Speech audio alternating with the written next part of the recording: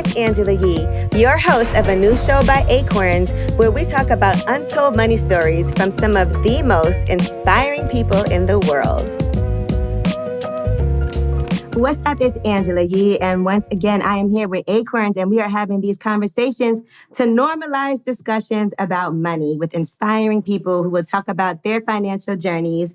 And today, I'm super excited to be joined by my friend, Nick Cannon. Queen, what's poppin'? Good to see you. I'm happy that you came to Harlem to come talk about money. We're in a community where there's a lot of money being generated, and those conversations really need to be had. So. And you got in a nice, rich outfit. Is it? I guess so. See, that's what I need to talk about. I need to be a little less gaudy and more focused on putting into the community. All right, Nick. Well, let's start at the beginning of your financial journey. Right. Young Nick, as a kid, what were some things you learned early on in your home about money? How to be broke. We was broke.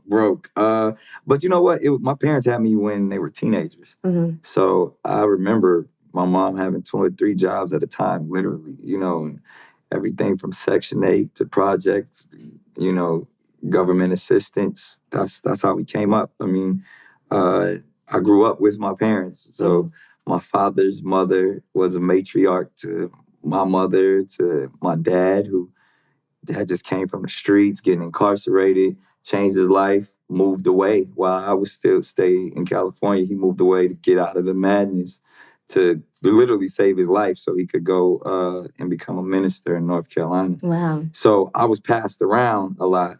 And we weren't financially well off at all. But it was the hustle mentality. My dad was a hustler, you know what I mean? Like, my mother she liked the street life. So the dude she messed with, I grew up, my stepfather was, one of the biggest drug dealers in our neighborhood. So I grew up that 80s life, you know what I mean? Where I saw the crack epidemic firsthand.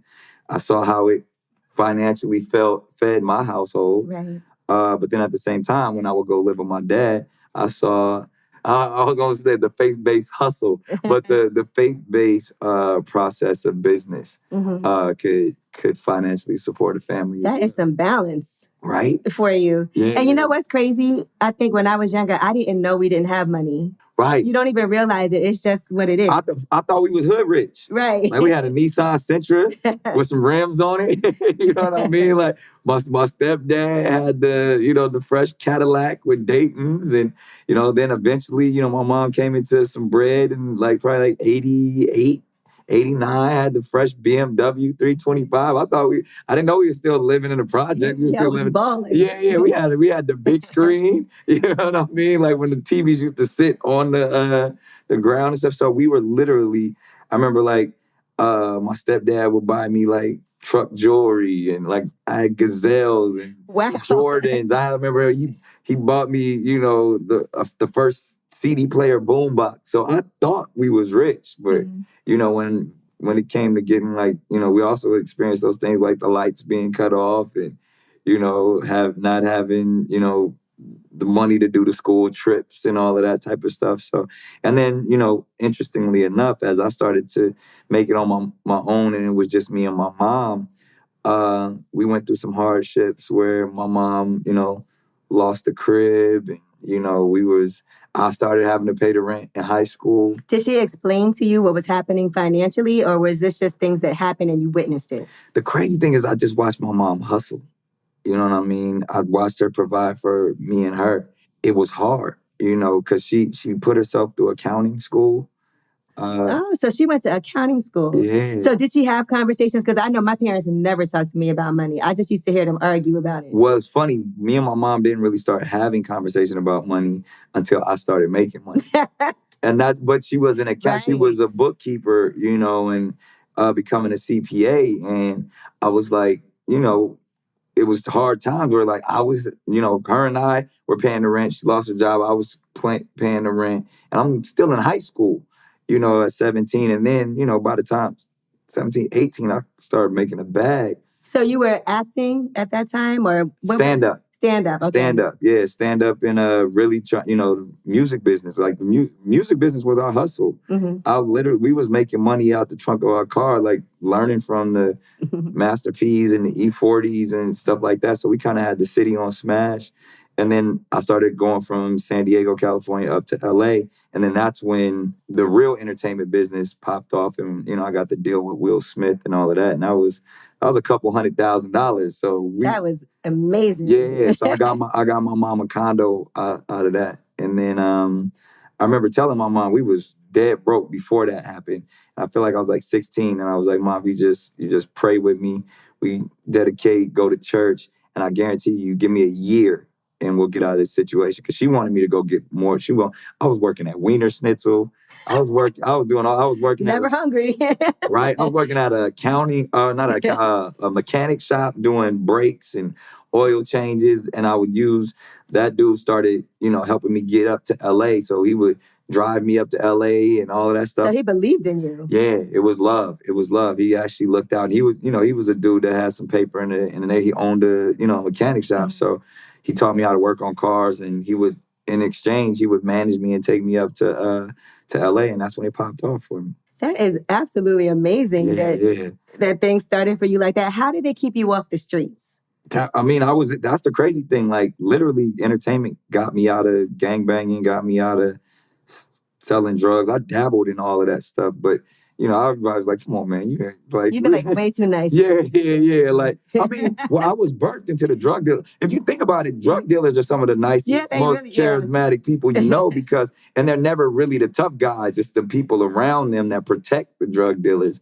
So I was groomed to be that and saw the inner workings of that.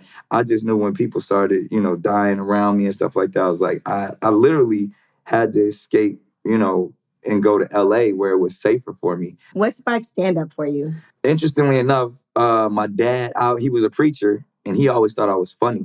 And he would never let me watch. I never could watch Martin. I never could watch Arsenio Hall, but I loved it. So I would hear about it at school. And I was like the little church boy under my dad's school when I stayed with him. And he was like, look, I'm not going to let you watch that stuff, but you can make that stuff.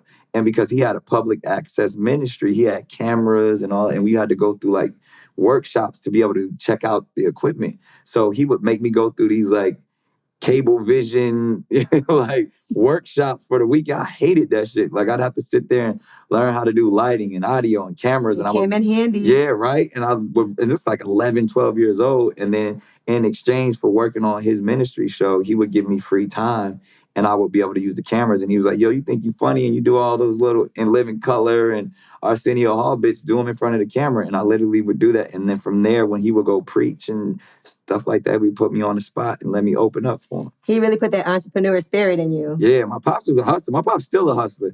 But he was hustling for the Lord. So it was always dope, but it was difficult because I wanted to be a rapper. And he was like, yo, every kid in his neighborhood wants to be a rapper, do something different, be a comedian. And that's what happened. So your first big check was the $200,000 check? Yeah, you bought your mom the condo? Yeah. And it's funny because Will gave it to me. And I thought it was $200,000 when obviously quickly it became $40,000. But I was... But talk about that, because how does a $200,000 check break down? People think, okay, he made $200,000, but at 18 too, because Will found me at like 17, and by the time I was 18, the check came in. And at the time, I remember Will had a red Range Rover, and I was like, I want a black one. And he's the biggest movie star in the world. This is literally 98, 99. And it was 98, end of 98. And he was like, don't buy it. And I was like, yo, you just gave me $200,000. Like, and at the time, I think Range Rovers was like 60 bands back then. So I was like, I'm getting this. Like, and I'll be hanging around Keenan and Kel and Ray J and all of them. Like, like Brandy had the Lexus Land Cruiser, and Keenan had the 4Runner, Kel had the Expedition. I was like, I'm getting a Range Rover, the most expensive one, just the stunt. And Will was like, don't do it. And literally that was probably my whole check not even a year, I totaled that car and lost it and was living back. So in you my did mom's do house. it. I did it and was living back in my mom. And like me and my mom was living in that condo back in San Diego a year later, thinking where I thought I had made it and was rich and was going to be set for life. So because Will Smith often tells his story about how he went broke after parents just don't understand. Mhm. And he literally would tell me that story. Right. He was like, And you're like, I still want yeah, it. he was like, I made $1 million, won a Grammy, and I was broke, before this Fresh Prince. Don't like save this money. And I was like, all right, I'm good. Like, he just gave me a whole television deal. This is the first 200,000. This is gonna keep coming. And like you said, it breaks down. Instantly, the government gets half of that. Right. Taxes. And then what you don't realize is representation. I was new to it, and even still to this day, like your representation is gonna be probably at least 30% when it comes to managers, lawyers, and accountants, everything. That was my first time getting an accountant. My first accountant kind of did me a little shady because I didn't know no better. And I wouldn't even say they did me shady. I just didn't know no better. You didn't know. Yeah. And they was doing what they do and not telling me I'm, buying Range Rovers at 18 years old. And that's what I wanted. So, that, like I said, that. But you did buy a condo. That was it. So I rented a condo. Oh, I thought you bought it. Okay. Yeah, I rented my mom's condo. I wish I would have bought it. I wish instead of buying that Range Rover, I would have just bought my mom's condo. Mm-hmm. But that was a good, valuable lesson early on. 100%. So then after that, how did things change for you? Did you really learn your lesson from So I went broke, you know what I mean? Under Will Smith's tutelage, he told me. Right. But he literally said, I told you. But you at least were still bringing in money. Kind of. So what happened was, because the way I went broke is because Will gave me a deal. Not only he signed me to his label, but he gave me my first television deal, which was a 6-episode commitment to have my own TV show. But the show didn't get picked up. So that 200,000, that 200,000 was a holding deal. So that was like, oh, you got more coming. So that broke my heart. And I'm 19 years old. Right. But at least I still had the Nickelodeon and that hustle mindset. So I took all of that energy and went back to Nickelodeon like, yo, Will Smith is rocking with me. Y'all gotta rock with me. So that's when I got to my pen and I started writing more for Nickelodeon shows and I ended up writing my own show. So my next deal was probably for like $500,000. And I played that smart. Okay. And then by then I went and I bought myself a house. Then my next check, I believe it was the Drumline check, I bought my mom a house. I know that was a nice check. Yeah. You know what? It wasn't. Love Don't Cost a Thing was a nice check. Drumline was because that was my first. Okay, I had a small role in Men in Black too, which I don't even think I got paid for that. So I think I'm gonna be honest, for Drumline, my first check was probably like $50,000. But that was a big look. I was the star of a movie. Right. That was a big look. And sometimes the biggest things that you'll do at that time aren't going to come with the biggest check. Because you got $200,000 for a show that didn't even get picked up. Yeah. But then you get $50,000 for being a movie that's a a classic movie. And now, that from that point on, I was making millions after that. Jeez, so that was, Drumline is really what set it off for you would say? Yeah, financially. That got me in a place where, but I was still immature with money. And I think it's because we're not taught financial literacy. Right. I definitely wasn't growing up. And I'm going to be honest with you, right? I'm still learning. Listen, as you should be, because things are constantly changing too. And then even the thing that really I feel as a father, you know what I mean? And obviously everybody know I got a gang of kids. But in that sense, it's like that in itself is providing for households. There's a different mindset that I just recently picked up because everybody's using this term generational wealth. Right. And it's like, do we really know what that means? Or is that just something to aspire to with not knowing the means of how to get to it? And because generational wealth, the reason why we strive for it so much is because we've had generational trauma. So how can at the same time you seek something where we haven't dealt with the trauma? Part of that trauma is the financial insecurity and immaturity that comes with it because we're so focused on getting money. Right. We just want to get money. And we're also sometimes scared to lose it. And so we won't take certain risks that could actually benefit us. And sometimes, I know for myself, I think long-term now, but that was hard for me. Yeah. And the same thing like you said, when we first put up, we too busy. We want to look rich instead of being rich. Right. And it's in us. Because you feel like, oh, I got 50,000, but I could spend 20,000. Right. Because we just want to. There's so many things. One, it goes all the way back to the culture, to the roots, to we come from a You rich wouldn't look the people. part. Africa is the most mineral rich continent in the world. Mhm. So we like to show off. Yes.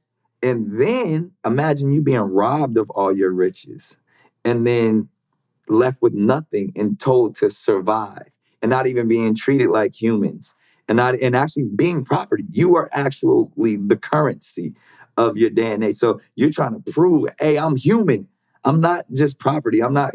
And then from that, you're fighting for your rights. You're not even fighting for to make money. You're fighting to be able to not be money. Right. You know what I'm saying? And yeah, and the other thing is that there's so many times when we didn't have anything and then we built it up and became rich the Reconstruction again. era. And then, they wipe us all out again. Right. And From Black Wall Street to all of those things to where, there was in North Carolina, we were the Congress, literally, and it was snatched and burned away from us. So when you think that, then we get to that space, and it's specifically even Black men, because when you come from that at the time, the workforce of you wanted to show your value.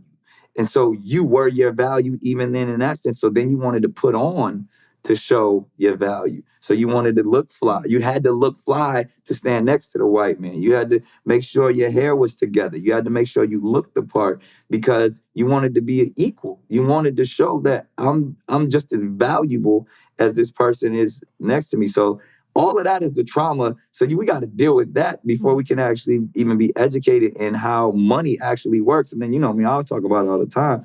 America's money is all it is. It's not, money's not real. Yeah. It's debt. Yeah. This whole world operates off of debt. Mm-hmm.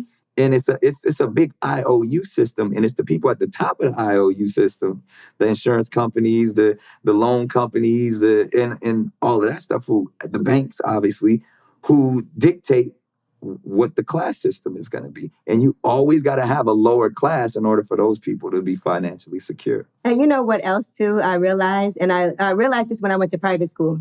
Some of the people who have the most money don't look like it, right? Facts. It's always the people that don't have a lot that look like they do, and the people who have a lot don't care. So if we're going back to lessons learned, and I hate that because I'm still sitting here with this expensive ass watch on, but literally I got rid of all of my jewelry. But when I started making money and I was rap videos and all of that, I was spending millions of dollars.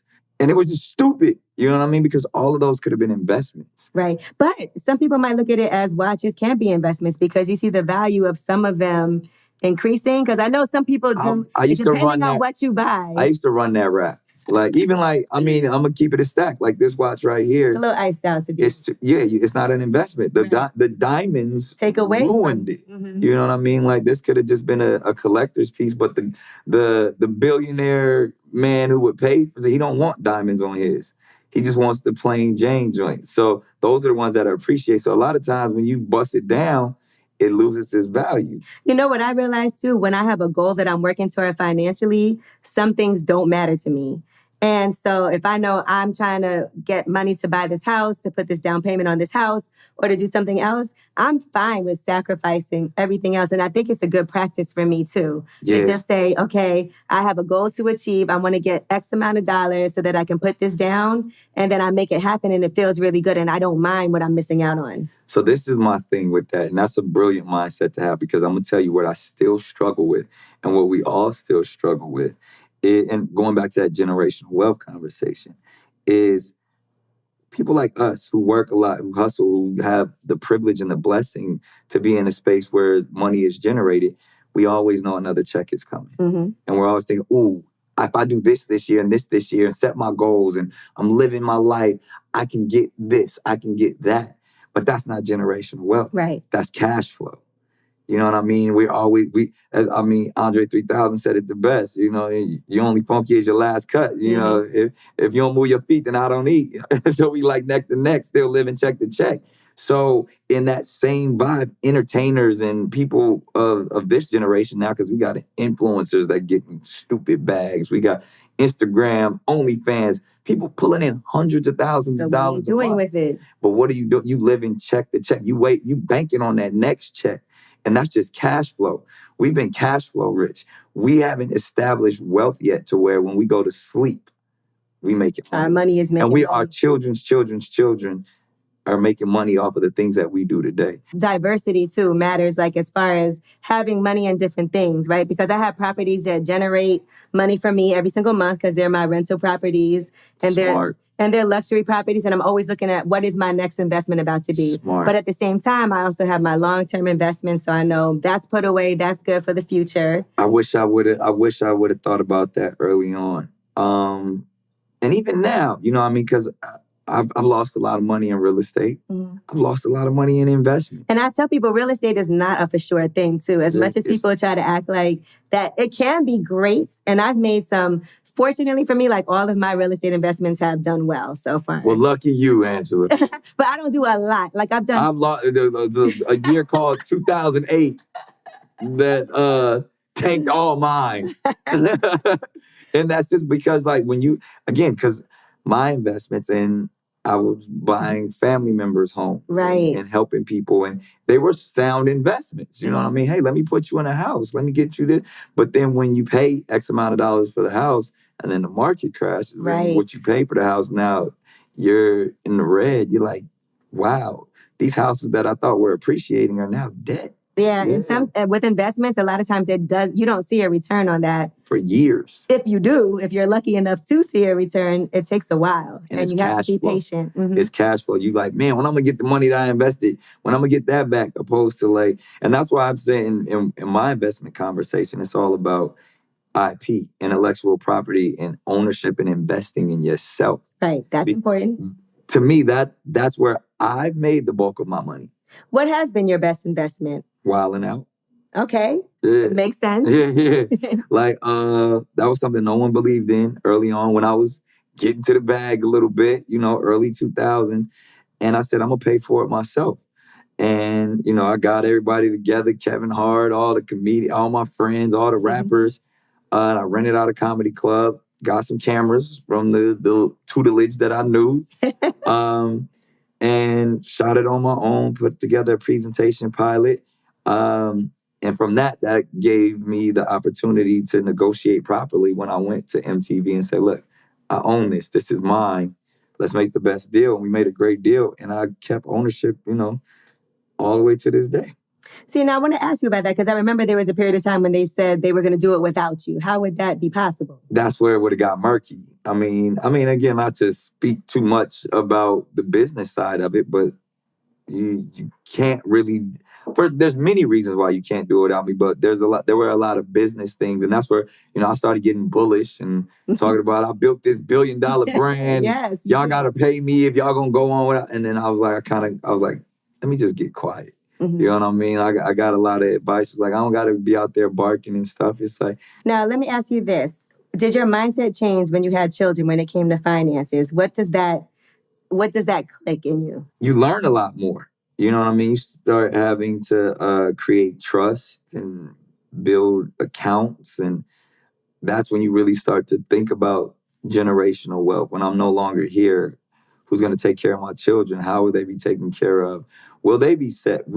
Are they educated enough to be put in a scenario where they'll be responsible and financially secure, mentally, spiritually, and physically to handle whatever it is that we're building? Because we're taking this, you don't have to think about it, you're taking money is a burden. Mm-hmm. You know what I mean? And you're putting it on to your offspring, to your children. Although not having money is probably, you think, a bigger burden? I hate this conversation only because I truly believe there's this thing called access to excess. Mm-hmm. And because I'm a true believer in energy, if you mismanage an abundance, you fall in an abundant way. So I've been broke, and you know, not being able to pay some bills and hardships that's tough. But I've also been broke where you're responsible for 6-7 mortgages, and you're responsible for things that, like, there's no way to climb out of this hole.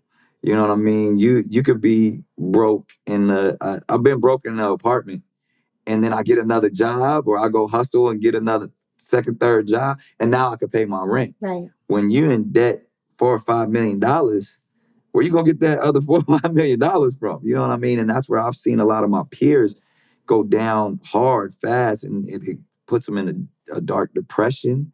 It puts them in a space where there is no coming out. Granted, you just want stability. Mm-hmm. That's what we're all looking for. We're looking for stability and balance. And then ultimately to be able to be content. That word is a strange word because you never want to feel content, right? Right, but that's the thing. But contentment is also like when it takes it back to that space of monks. Monks are content because they want for nothing. They live in the moment. They don't desire abundance.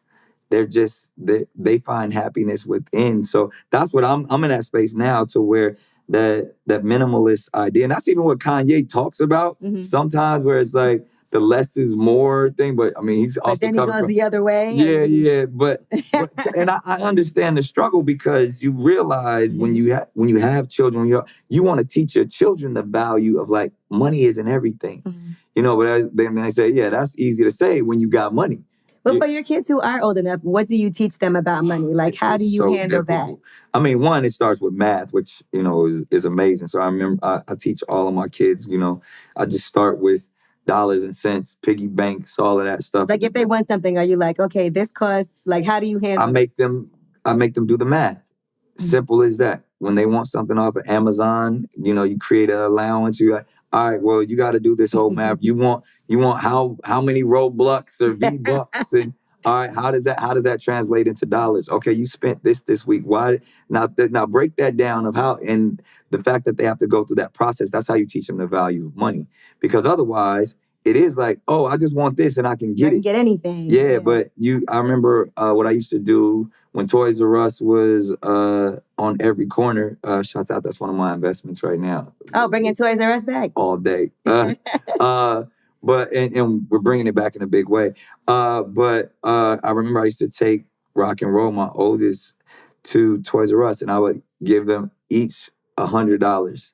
And I would say, all right, go in there and get whatever you want. Now, you guys can combine your $100 because there's two of you. You can get one thing, or you can, you know, and it's funny because, like, my son would always go to the biggest thing in the store and be like, all right, Dad, I want this $100 and I need you to cover the difference. Like, it don't work like that. But my daughter would take her $100 and go buy a bunch of small little things and have a whole shopping cart full of just little trinkets for her $100. And I was like, wow, this is crazy. They're like opposites on how they spend their money. Yeah, so, but it's like now I know where I need to work with Rock a little bit more, and I can see where I need to work with Monroe. So it's like, all right, well, we'll figure it out. But it all starts with math. And even like being married, how do finances work for you when it comes to being married? That's one.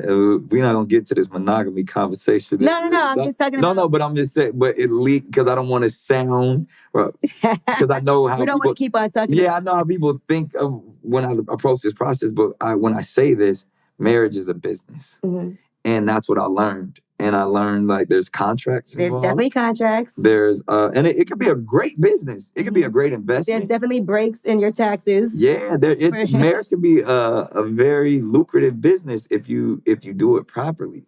But that's what I learned. It's like, it has nothing to do with actual love. You know what I mean? It could be an example of love. It could be some things, but you literally are walking into, you're like, okay, we're bonding ourselves together financially to where we're taking our names together, we're taking our properties together. And then there's lawyers that are going to be involved to say, well, you should, just in case this, you should. Like, it's literally a negotiation table. And when you go back to the court, and that's why I said I've gotten in trouble talking about this before when I'm always in defense of a non-monogamous scenario. I always talk about the root of marriage never started with love. It was a business transaction. Well, you could be monogamous and not be married too. So True. It doesn't really have to. So that's why we only have to talk about that. Right. So, you want a monogamy. I didn't. No, but I'm just saying in that sense because that's a lot of the reasons, because it's a covenant. It's a great example to say, look, I love this person so much that I'm willing to become one with this person. But when you're becoming one corporation. People already look at me at a certain way. From the day I meet them, they have a perception of who I am, how much money I probably have, and what I can do for them. So I don't get that beautiful journey of, ooh, let's build this together. Unless it was somebody who was equal to you financially. Well, Mariah was beyond fine. She had more money than me. And that was inspiring. You know what I mean? That ignited the hustle even more. And I'm grateful to her for that. Like that turned me up in that sense of like, ooh, I can go get it because I'll aspire to be just as powerful as she is. Right. So well, you can go back to the bottom again. I hope no. Let's not do that. Now, let me ask you this. What are some things you wish you were better at financially? Saying no. No is a powerful word. Yeah. It's probably the most powerful word. It actually probably make you richer than anything. I don't know how to say no to myself. Right. You know what I mean? Like if I want something, I go get it. The discipline in saying no, I wish I would have learned that early on. How important is it for you to support certain businesses? Because you going somewhere or you tweeting about something brings so much attention. Anytime for the culture. That's why we right here in Harlem right now. You know what I mean? I said I wanted to do my talk show in Harlem. I'm investing in properties in Harlem. I'm bringing my restaurants and my community centers to Harlem, to Southeast San Diego, South Central Los Angeles, to Atlanta, to Detroit, like all of these places that I truly feel like the culture is and the community is. And if I could lend my influence and my energy to those spaces, then, again, we can build us up the way that we were doing during Reconstruction. Well, listen, I know, Nick, that you are such a busy person. And so I do appreciate you because I feel like I learned a lot about you and your whole mindset just from having this conversation. And the last thing I need to do is this rapid fire. So if you have a little time for this. I got it. Put me in the hot seat and I got you.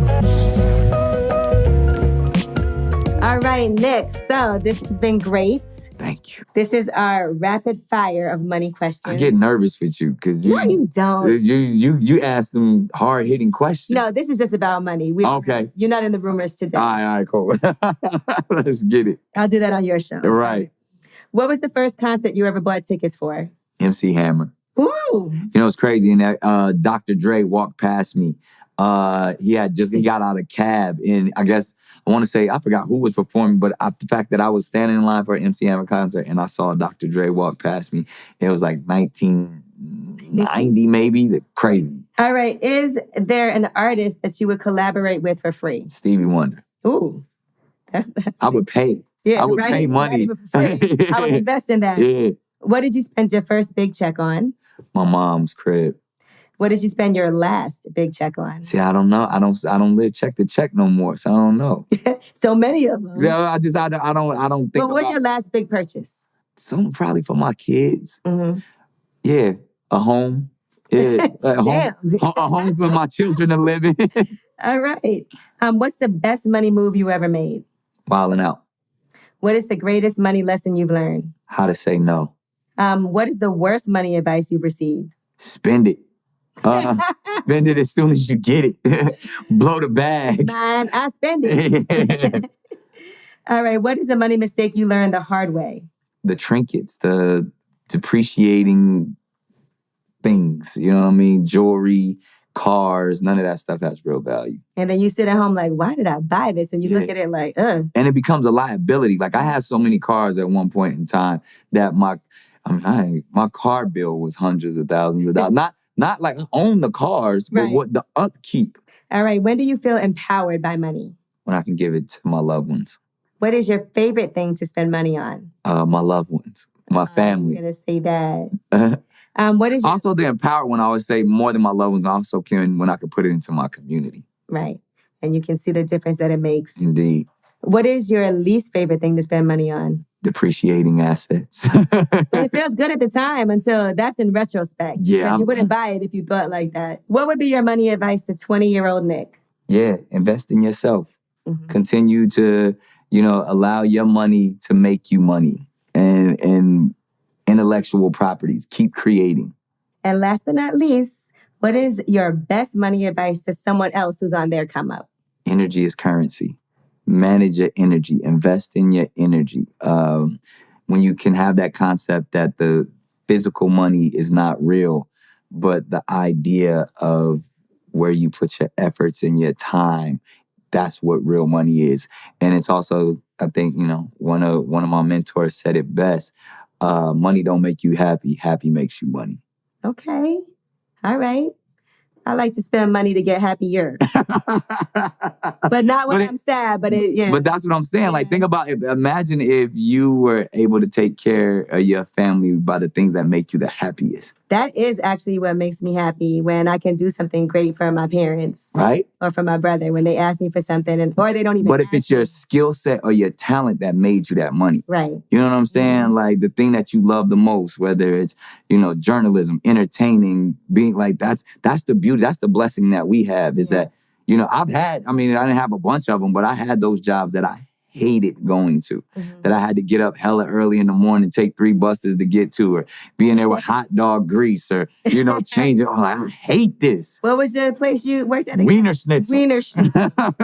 But even like, I was door-to-door candy, so like things that I hated doing. And then when I got to my gifts and what God has blessed me with, allow me to provide for my family, it's the greatest blessing in the world. I had those jobs. Every morning I woke up like, should I call out today? Right. Every morning I lay in bed like, is today the day that I'm going to call out?